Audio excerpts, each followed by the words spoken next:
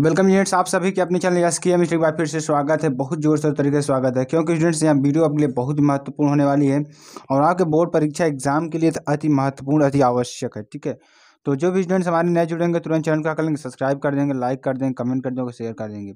और जो भी स्टूडेंट्स हमारे नए जुड़ेंगे वो क्या कर देंगे, अपने मित्रों को भी शेयर कर देंगे। ठीक है, यहाँ पे देखिए पढ़ने क्या वाले हैं, अच्छी तरीके से आपको बताएंगे और समझाने का भी प्रयास करेंगे और अच्छी तरीके से समझाएंगे। ठीक है, देखिए स्टूडेंट्स आपको पढ़ाएंगे क्या, पहले उसके बारे में जान लीजिए, उसके बाद आपको क्लासेस देते हैं। चलिए यहाँ देखिए क्या पढ़ते हैं। कक्षा 12 विषय रसायन विज्ञान मॉडल पेपर 2022 के उन अति महत्वपूर्ण प्रश्नों की बात करेंगे जो आप एग्जाम के लिए बहुत ही इंपॉर्टेंट है। ठीक है स्टूडेंट्स, तो चलिए आपको क्या करना है, ज़्यादा चैनल को शेयर करना है, लाइक करना है, सब्सक्राइब करना है और अपने मित्रों तक भी इसको फॉरवर्ड करना है। चलिए यहाँ देखते हैं पहला प्रश्न क्या है। उससे पहले सबसे महत्वपूर्ण नोटिफिकेशन आप लोग जान लीजिए कि अब आपकी क्लासेस जो है SKM स्टडी ऐप और जो आपकी PDFs हैं, सारी PDFs आपको SKM स्टडी टेलीग्राम चैनल पर और आपकी जो SKM स्टडी क्लासेस वेबसाइट है उसकी भी लिंक आपको डिस्क्रिप्शन में दे दी गई है। वहाँ पे जा कर के आप लोग डाउनलोड कर सकते हैं और अच्छी तरीके से अपनी पढ़ाई को कंटिन्यू कर सकते हैं। चलिए पहला प्रश्न देखिए क्या है हमारा। CH3CH Br single bond CH3 alcoholic KOH की उपस्थिति में जब इसको हम आपस में गर्म करते हैं तो देखिए मुख्य उत्पाद हमारा क्या बनेगा। उस समय जो हमारा मुख्य उत्पाद बनेगा हमारा ब्यूटीन 2 बनेगा। क्या बनेगा? ब्यूटीन 2 बनेगा। वेरी वेरी मोस्ट इंपॉर्टेंट प्रश्न है आपके एग्जाम के दृष्टिकोण से। तो स्टूडेंट्स आपको क्या करना है, ज़्यादा चैनल को शेयर करना है, लाइक करना है, कमेंट करना है। ठीक है, चलिए अगला प्रश्न देखिए क्या है। Question number 2 very very most important है। ये भी क्वेश्चन है और आपके एग्जाम के दृष्टिकोण से बहुत ही महत्वपूर्ण है। ठीक है, तो आप सभी प्रश्नों को पढ़ते चलिए, आसानी से आपको अच्छी तरीके से समझ में भी आ जाएगा। ठीक है, तो आपको इतने प्रश्नों को बताएंगे कि आपके एग्जाम के लिए पर्याप्त होगा और आप वहाँ से आप 95% नंबर पा सकते हैं। चलिए देखिए अगला प्रश्न देखिए क्या है कि 1 क्लोरोब्यूटेन से, ठीक है, किसके 1 क्लोरोब्यूटेन से एल्कोहली पोटास अभिक्रिया करके देता है। जो एल्कोहली पोटास है अभिक्रिया करके क्या देता है, तो देखिए क्या देता है। यहाँ पर अगर आंसर की बात करें क्या देगा, हमारा ब्यूटीन 1 देगा। क्या देगा? ब्यूटीन 1 देगा, जो आपके लिए वेरी वेरी मोस्ट इंपॉर्टेंट है। चलिए अगला प्रश्न देखिए क्या है। अगला प्रश्न वेरी वेरी मोस्ट इंपॉर्टेंट है, ये भी है। चलिए हेलोफार्म किसके ट्राई हेलोजन व्युत्पन्न, जो हेलोफार्म है किसके ट्राई हेलोजन व्युत्पन्न हैं। जो हेलोफार्म होते हैं वो किसके ट्राई हेलोजन व्युत्पन्न होते हैं, मेथेन के, एथेन के, प्रोपेन के या बेंजीन के। तो यहाँ पर अगर आंसर की बात करें, आंसर क्या हो जाएगा, मेथेन के होते हैं। तो ये आपके लिए बहुत ही इंपॉर्टेंट प्रश्न है और ये प्रश्न बहुत बार एग्जाम में आ भी चुका है। ठीक है, तो आपको इस प्रश्न को पढ़ना अति आवश्यक हो सकता है। चलिए आगे पढ़ते हैं। अगला प्रश्न देखिए क्या है कि I2 को क्षार के साथ गर्म करने में, किसके साथ, यानी जो I2 है, I2 को क्षार के साथ गर्म करने पर कौन आयोडोफार्म नहीं बनाता है। यानी कि I2 को क्षार के साथ गर्म करने पर कौन आयोडोफार्म नहीं बनाता है। तो यहाँ पे देखिए 4 ऑप्शन आपको दिख रहे होंगे। पहला ऑप्शन एसीटोन, दूसरा एथेनॉल, तीसरा मेथेनॉल, चौथा एसिटाल्डिहाइड। तो यहाँ पर अगर आंसर की बात करें, आंसर क्या हो जाएगा इसका, एथेनॉल हो जाएगा। ठीक है, जो कि वेरी वेरी मोस्ट इंपॉर्टेंट है और आपके एग्जाम के दृष्टिकोण से भी अति महत्वपूर्ण है। चलिए अगला प्रश्न देखिए क्या है, वेरी वेरी मोस्ट इंपॉर्टेंट है भी है। फिनाल को नाइट्रिक अम्ल के साथ गर्म करने पर प्राप्त होता है। जब फिनाल को हम नाइट्रिक अम्ल के साथ गर्म करते हैं तो क्या प्राप्त होगा। ठीक है, चलिए यहाँ देखते हैं। पहला हमारा क्या है, क्लोरीटीन, दूसरा पिक्रिक अम्ल, तीसरा मेथॉक्सी बेंजीन या चौथा हमारा क्या है, बेंजीन। तो यहाँ पे आंसर की बात करें, आंसर क्या हो जाएगा, पिक्रिक अम्ल हो जाएगा। क्या हो जाएगा, पिक्रिक अम्ल हो जाएगा। ठीक है, तो इतने जो प्रश्न थे आपके लिए बहुविकल्पी प्रश्न थे जो आपके लिए वेरी वेरी मोस्ट इंपॉर्टेंट थे। तो ये 2022 मॉडल पेपर के सभी प्रश्न हैं जो आपके एग्जाम के लिए बहुत ही महत्वपूर्ण है। ठीक है, चलिए अगले प्रश्न की बात करते हैं। अगला प्रश्न क्या है, अति लघुत्तरीय प्रश्न आपके लिए वेरी वेरी मोस्ट इंपॉर्टेंट। हुंस-डीकर अभिक्रिया को रासायनिक समीकरण द्वारा समझाइए।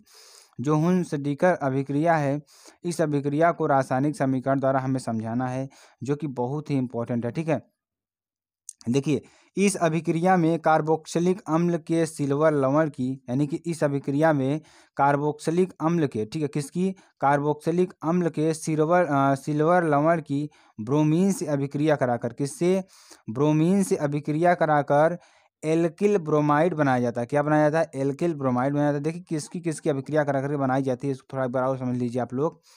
यानी कि इस अभिक्रिया में क्या होता है, कार्बोक्सिलिक अम्ल के, ठीक, इसके कार्बोक्सिलिक अम्ल के सिल्वर लवण की, किसकी, सिल्वर लवण की ब्रोमीन से अभिक्रिया करा, किससे, ब्रोमीन से अभिक्रिया कराकर एल्किल ब्रोमाइड बनाया जाता है। क्या बनाया जाता है, एल्किल ब्रोमाइड बनाया जाता है।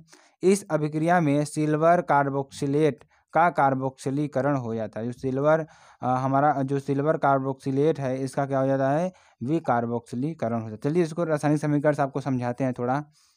देखिए क्या हो जाएगा, RCOOAG, क्या हो जाएगा, RCOOAG प्लस Br2 CCl4 को जब उपस्थिति में जब इसको गर्म करते हैं तो क्या बनता है, RBr plus CO2 plus AgBr बनता है। ठीक है, जो कि वेरी वेरी मोस्ट इंपॉर्टेंट है आपके एग्जाम के दृष्टिकोण से। ठीक है, चलिए अगला प्रश्न देखिए क्या है, वेरी वेरी मोस्ट इंपॉर्टेंट ये भी है। मोलिस परीक्षण क्या है, जो मोलिस परीक्षण है यहाँ क्या होता है, तो यहाँ कार्बोहाइड्रेट का परीक्षण है। क्या है यहाँ हमारा क्या है, कार्बोहाइड्रेट का परीक्षण है। एक परख नली में, किसमें, एक परख नली में, यानी जो मोलिस परीक्षण होता है इसके बारे में थोड़ा आपको बताते हैं और अच्छी तरीके से समझाने का प्रयास करते हैं। और उसके साथ साथ जो स्टूडेंट्स हमारे साथ जुड़ेंगे वो लास्ट तक जरूर बने रहेंगे। सारी चीज़ें आपको क्लियर कर दी जाएगी और अच्छी तरीके से आपको बताने का प्रयास किया जाएगा।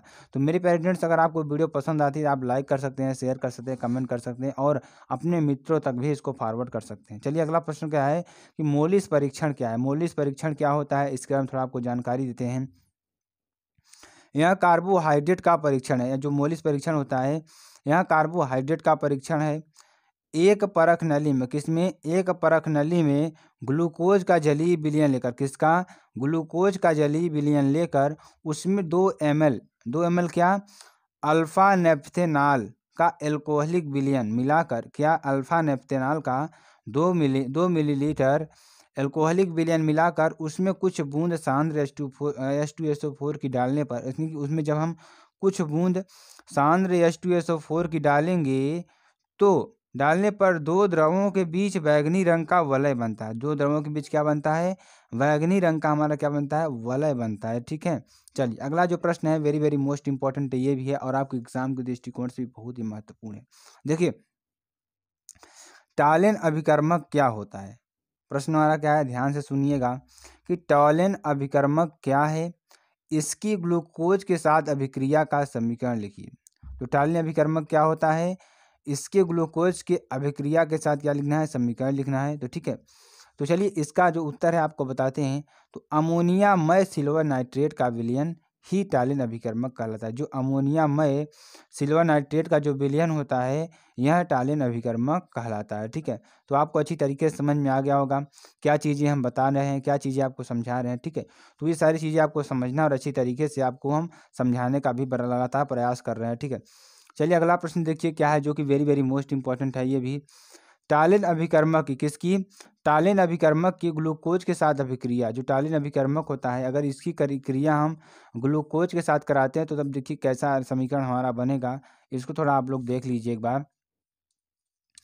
ग्लूकोज जो होता है, ग्लूकोज टॉलेन अभिकर्मक, ठीक है, ग्लूकोज टॉलेन अभिकर्मक अमोनियामय सिल्वर नाइट्रेट विलयन, किसको, अभिकर्मक यानी कि जो हमारा ग्लूकोज टॉलेन अभिकर्मक होता है जो किस तरीके का होता है, अमोनियामय सिल्वर नाइट्रेट के विलयन में होता है, को सिल्वर दर्पण में, किसमें, को सिल्वर दर्पण में या सिल्वर के काले अवक्षेप में अपचयित कर देता है। क्या कर देता है, यह क्या करता है, सिल्वर दर्पण में या सिल्वर के काले अवक्षेप में अपचयित कर देता है।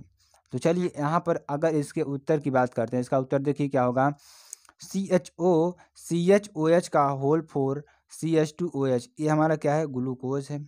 ठीक है, ग्लूकोज होता है।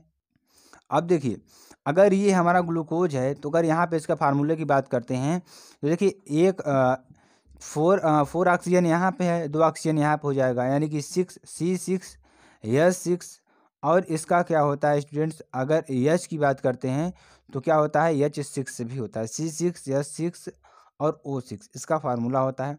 तो यहाँ पे इसको देखिए तोड़ दिए हैं, यानी कि CHOH का होल 4 CH2OH, ये क्या हमारा है, ग्लूकोज है। ठीक है, अब देखिए यहाँ पे Ag2O गर्म करने पर क्या बनेगा, टॉलेन अभिकर्मक बनेगा। ठीक है, यानी कि Ag2O को जब गर्म करते हैं तो क्या बनता है, हमारा टॉलेन अभिकर्मक बनता है। ठीक है, तो यहाँ से देखिए अगर अब हम इसको गर्म करेंगे टॉलेन अभिकर्मक की उपस्थिति में, यानी कि टॉलेन अभिकर्मक हमारा क्या है, Ag2O है। ठीक है, अगर इसकी उपस्थिति में हम ग्लूकोज को मिलाकर गर्म करते हैं तो क्या बनता है, COOH CHOH का होल 4 CH2OH, यानी कि क्या बनेगा हमारा ग्लूकोनिक बनेगा। क्या बनेगा?